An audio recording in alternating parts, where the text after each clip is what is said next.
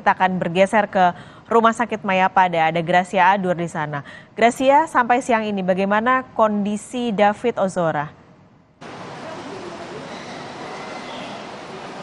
Baik Paskalis dan juga saudara, sekitar 5 menit yang lalu kami mendapat update terbaru soal kondisi dari David melalui kuasa hukum David dari LBH GP Ansor. Ia mengatakan bahwa perkembangan dari kondisi David sudah mulai membaik.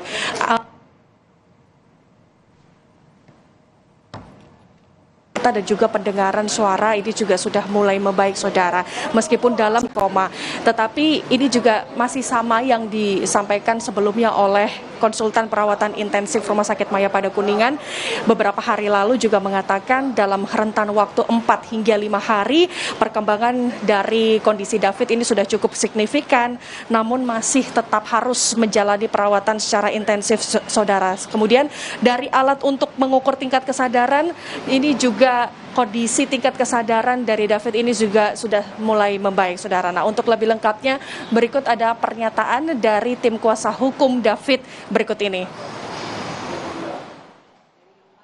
Ya, alhamdulillah sesuai perkembangan David meskipun dalam kondisinya masih tergolong koma ya, tapi ada perkembangan bagus terkait dengan fisiknya, bergerak bagus, terus matanya juga melek kadang-kadang tapi nggak lama, terus terkait dengan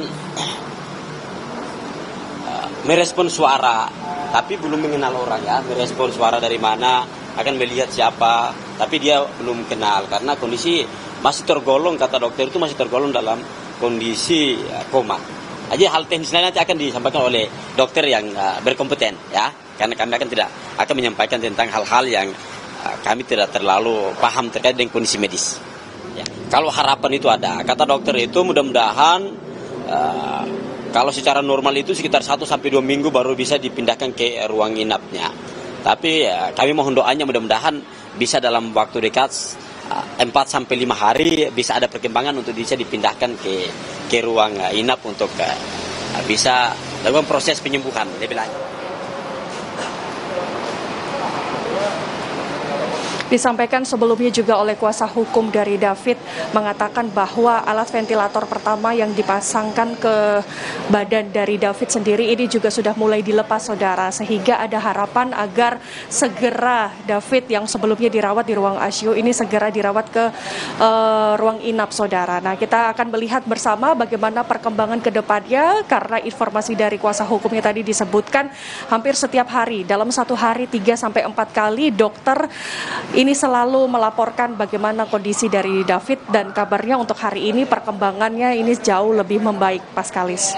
Selain mengawal kesembuhan dan juga kesehatan dari David, ini juga ada mengawal kasus hukumnya, terutama dari Lembaga Bantuan Hukum GP Ansor. Adakah langkah-langkah dari Lembaga Bantuan Hukum selanjutnya untuk mengawal kasus ini? Tadi disampaikan oleh kuasa hukumnya, tentu ini akan terus menjalani ataupun mengikuti setiap proses hukum yang ada. Bahkan tadi dari kuasa hukum juga memberikan komentar terkait bagaimana perkembangan dari pihak Polres yang sudah menetapkan AG ini sebagai pelaku anak saudara. Ia mengatakan bahwa sepakat dengan keputusan ini, bahkan meminta agar kepolisian ini bisa melakukan proses hukum secara adil-adilnya dan ini bisa